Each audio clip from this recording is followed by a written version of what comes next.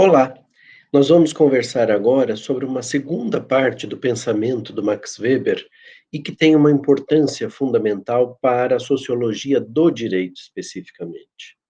Max Weber, ao contrário de Emile Durkheim, para quem estar em sociedade, não é, que era organizada na forma de Estado desde que os homens decidiram fazer o pacto social, estar na sociedade para Durkheim era o que explicava aquilo que unia uns aos outros. Quer dizer, bastava a circunstância de se estar em sociedade para que alianças, para que apoios recíprocos começassem a surgir, ou até antagonismos, né, entre grupos sociais diferentes.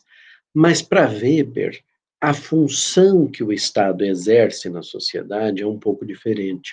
É uma função de dominação. E essa dominação leva à necessidade de que nós consigamos entender quem domina quem, né? No fundo, a preocupação substancial é entender como é que, numa determinada sociedade, se atribui o poder a um determinado indivíduo, a uma determinada classe ou a um determinado grupo, e como que se faz a transmissão eventual, quando necessária, do exercício desse poder, que é o poder de dominar, então, os membros da sociedade. Essa sociedade, então, para o Weber, é uma sociedade conflituosa, há uma infinidade de conflitos no seio social, e isso explica por que os vínculos que vão se formando entre os indivíduos que compõem essa sociedade sejam vínculos sempre provisórios e que são historicamente justificados. Quer dizer, há alguma circunstância que faz com que determinado grupo, determinados indivíduos que desempenham uma função, ou determinado grupo de indivíduos que ocupam uma posição nessa sociedade, se aliem a outros ou se afastem daqueles que eram seus aliados até então, né?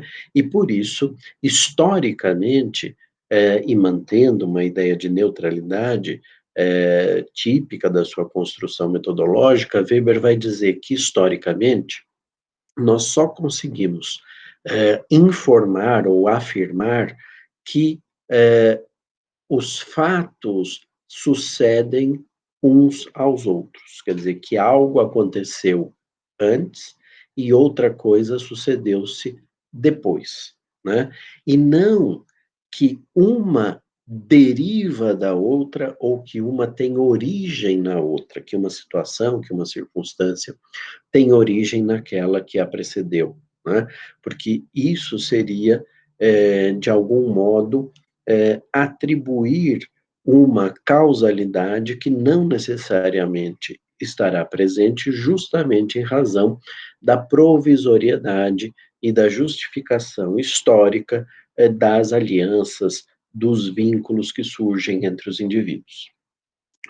É uma análise sociológica, né? Mas é uma análise sociológica que também se faz a partir da crítica, e crítica aqui no sentido de reflexão acerca daquilo que foi coletado empiricamente, mas o professor Gabriel Kuhn, por exemplo, vai dizer que é uma crítica resignada, né? Porque ela nada mais faz do que constatar coisas, né? E não propor mudanças. E lembrem-se, Weber fazia a distinção do papel do cientista social e do político, né? E esse Estado, então, que é o modo pelo qual se organiza essa sociedade, o Estado domina a população a partir de três tipos específicos de dominação.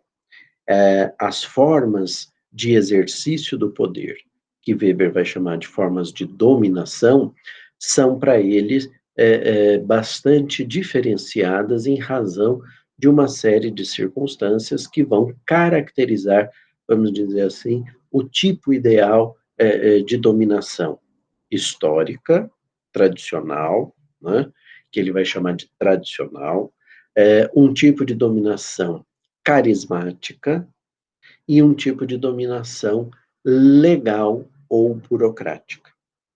A dominação tradicional coloca em evidência uma sensação que pode surgir na comunidade, que é a sensação de privilégio. Quer dizer, você tem uma tradição enraizada naquela sociedade que privilegia uma determinada eh, parcela da sociedade e essa parcela exerce essa dominação, exerce o poder do Estado em decorrência desse privilégio de que ela goza.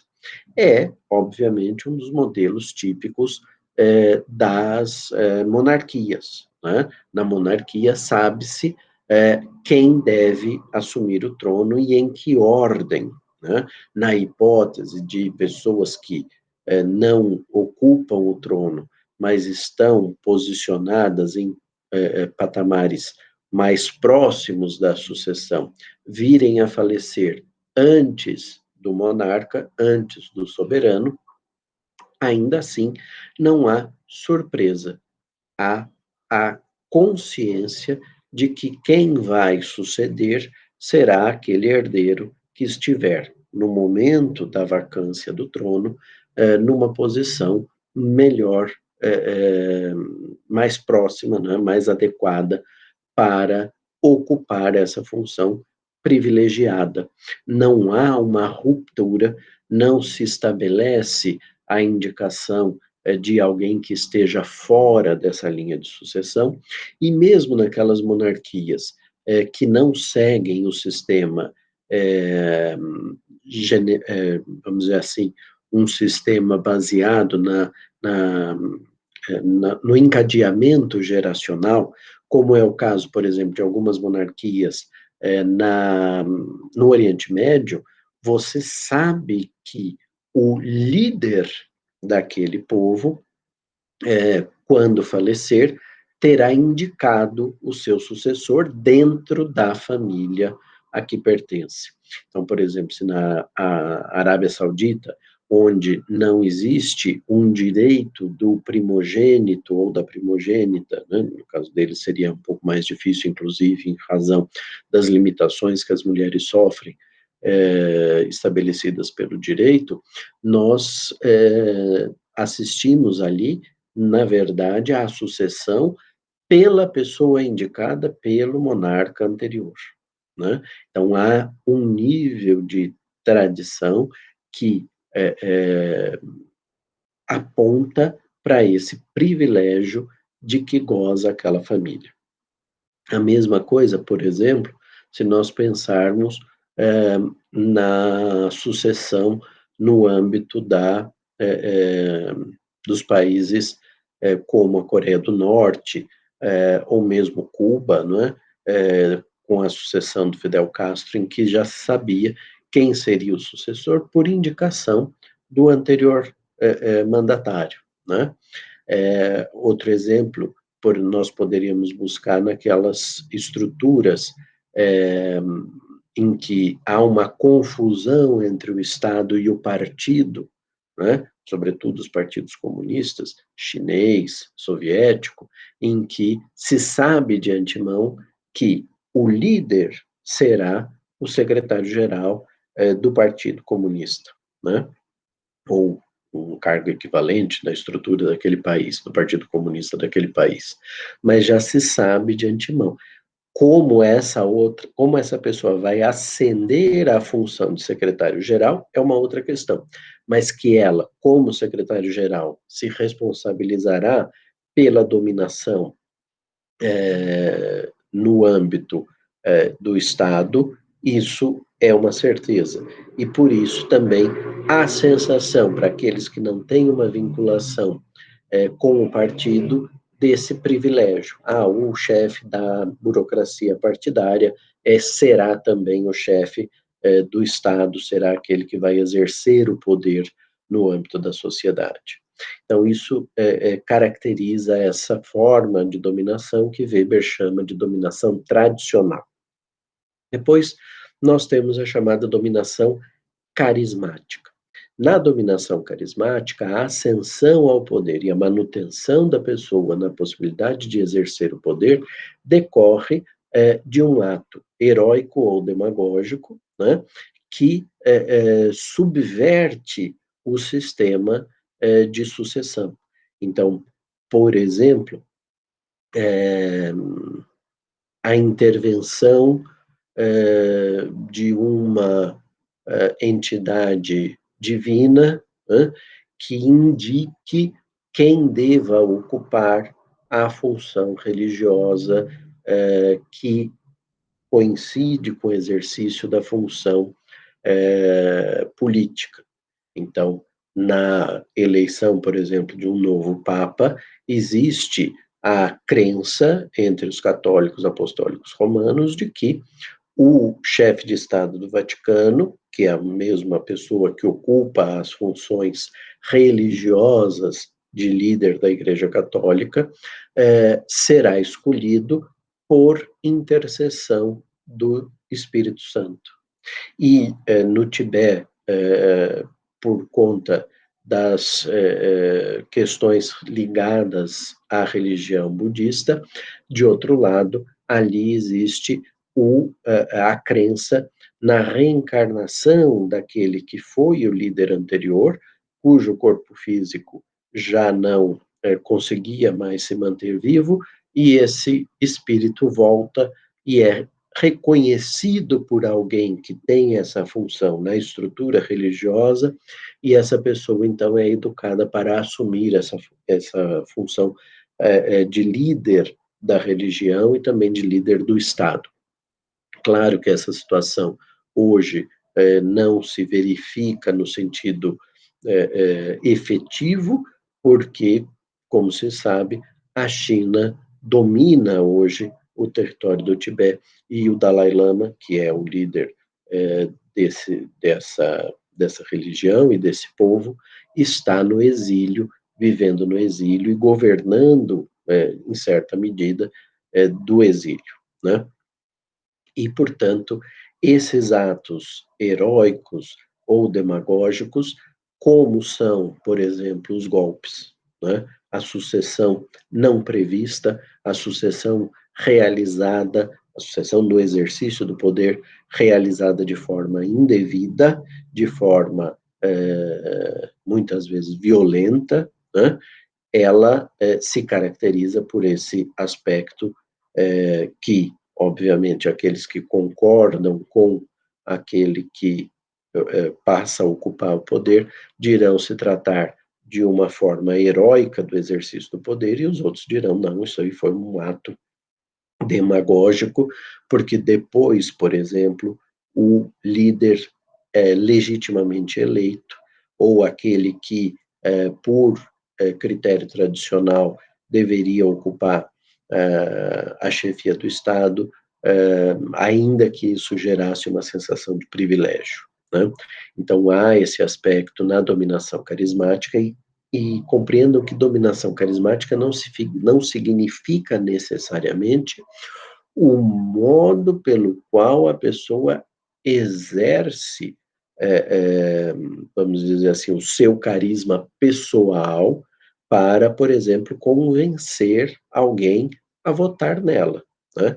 Se a assunção ao poder se dá num ambiente democrático, de eleições livres, em que essa simpatia, esse carisma pessoal convenceu ou ajudou a convencer as pessoas mais do que a plataforma de governo proposta, né, para que ela fosse eleita, essa pessoa não necessariamente será considerada um líder que exerça uma dominação de tipo carismático. Ele pode ser um líder carismático, mas se ele foi eleito regularmente, a dominação que ele exerce é a do terceiro tipo, uma dominação de modo ou de tipo legal ou burocrática, ou seja, em que ganha relevo a ideia da competência.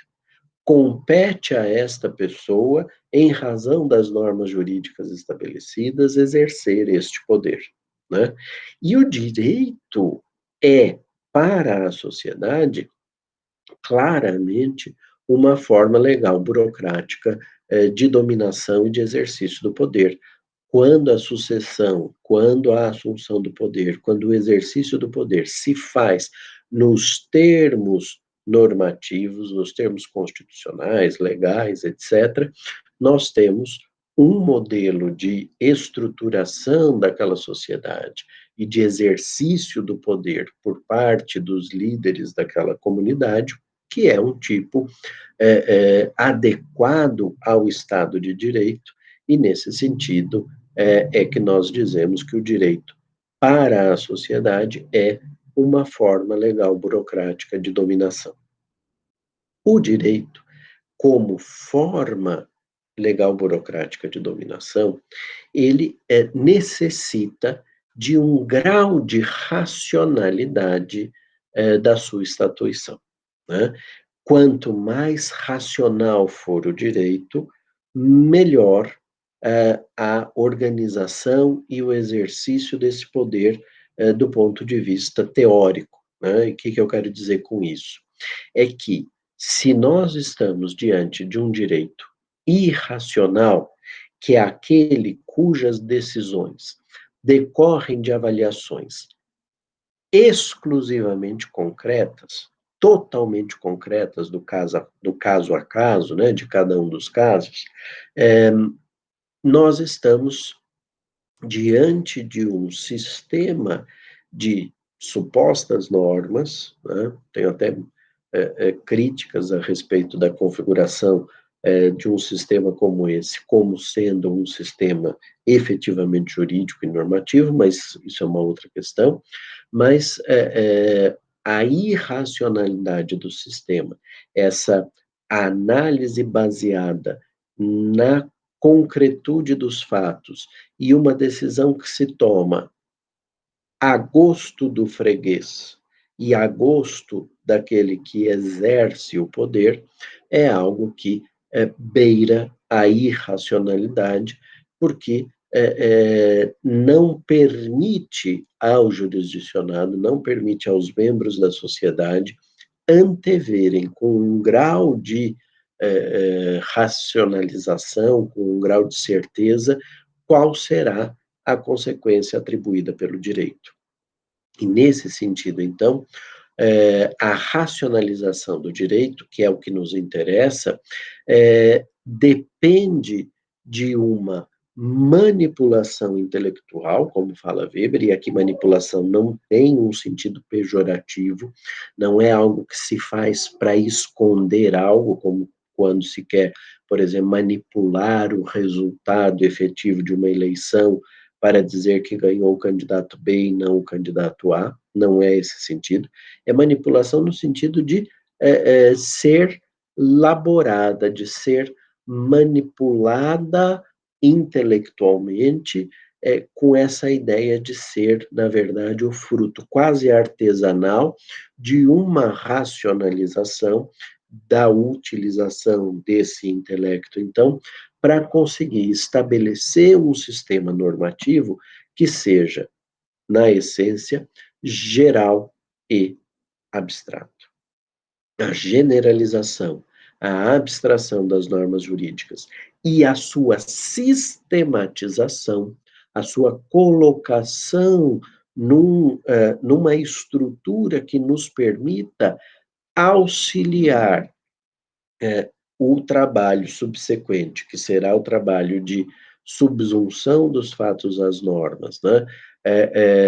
Para lidar com esse ordenamento, evitando-se incoerências, evitando-se antinomias, evitando-se a verificação de lacunas, né? Um sistema bem construído do ponto de vista racional, bem pensado, a partir de uma generalização e de uma sistematização adequadas, será um sistema, será um ordenamento jurídico que se caracterizará por este aspecto extremamente importante, que é o aspecto da completude do ordenamento, quer dizer, a inadmissibilidade da existência de lacunas, né? E, portanto, a inserção nessa lógica toda aqui, né, nesse construído humano, de critérios para a comatação ou a comatagem das lacunas, e também, além dessa completude, um sistema que se caracterize por ser um sistema coerente, um sistema no qual não exista para a mesma pessoa, na mesma situação, duas normas, não existam, portanto, duas normas que lhe digam você deve fazer e você não pode fazer tal coisa, né?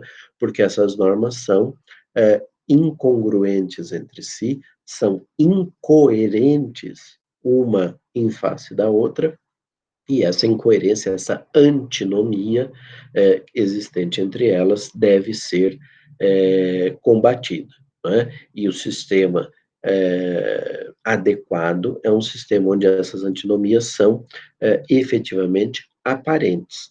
Por quê? Porque a existência de critérios para lidar com essas antinomias me permite concluir qual delas e a partir de quando deixou o sistema, deixou o ordenamento, porque a impossibilidade de haver incoerência no ordenamento exige essa providência. E para que isso tudo possa se estabelecer, critérios como a coerência e a completude são importantes, mas eles só funcionam se eu tiver um conjunto de normas gerais e abstratas muito bem concatenadas e hierarquizadas de alguma forma, ou pelo menos com critérios por meio dos quais eu possa compreender, ainda que o critério hierárquico não exista necessariamente, mas eu preciso compreender como é que eu vou lidar, como é que eu vou trabalhar intelectualmente com essas normas. Por quê? Porque, sendo normas gerais e abstratas, elas iluminam o comportamento das pessoas e elas também iluminam a tomada de decisão por aqueles que se encarregam dessa função na estruturação do Estado. Então, o judiciário pode e produz, né, pode produzir e produz normas individuais e concretas, como é o caso de uma sentença, de uma decisão, mas não é essa concretude que gera a irracionalidade. A irracionalidade de que fala Weber está presente se só existirem normas concretas, em que o juiz olhando para a cara do indivíduo e dizendo, fui com a sua cara, vou lhe conceder o que você está pedindo. E quando chama o próximo, numa situação semelhante, diz, olha, não fui com a sua cara, não vou conceder o que você está pedindo, isso gera uma incerteza que deve ser combatida na sociedade. Então, para que o direito possa ser essa efetiva forma de dominação legal e burocrática da sociedade, é preciso, para Weber, que ele seja composto por normas gerais e abstratas que não excluem a possibilidade que vai existir de haver decisões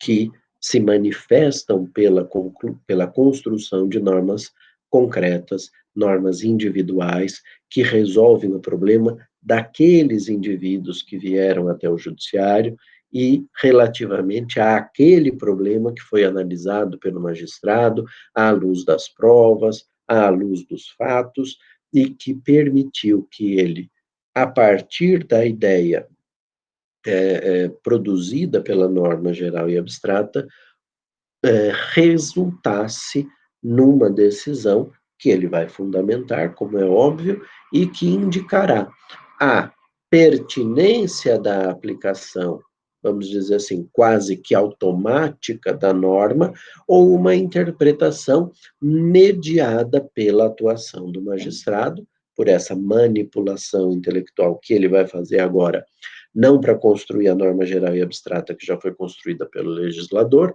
mas para construir a norma individual e concreta que se reporte a essa norma geral e abstrata.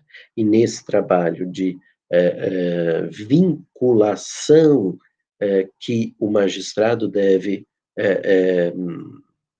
indicar entre a sua conclusão e a norma geral e abstrata, está o papel da subsunção como um mecanismo que, mesmo para a norma individual e concreta, reflete, no caso concreto, aquela norma geral, abstrata e que garante a racionalização do direito, o direito como uma atuação racional do exercício do poder e, portanto, um direito que exerce para essa sociedade a função de dominação legal ou burocrática.